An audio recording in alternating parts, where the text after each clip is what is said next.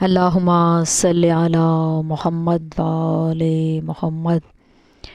وصیت be be Fatima Zahra سلام اللہ علیہا۔ حضرت فاطمہ زہرا سلام اللہ علیہا نے حضرت اسماء بنت امیس زوجہ جعفر طیار سے فرمایا، اے اسماء، مجھے مسلمانوں کا عورتوں کی میت لے جانے کا طریقہ پسند نہیں ہے۔ یہ تختے پر لٹا کر کپڑا ڈال کر لے جاتے ہیں۔ اسماء نے کہا، میں حبشہ میں بہت اچھا تابوت دیکھ آئی ہوں۔ فرمایا، اس کی نقل بنا دو۔ اسماء نے تابوت بانس کی کمچیوں سے تیار کیا۔ بی بی خوش ہو گئیں۔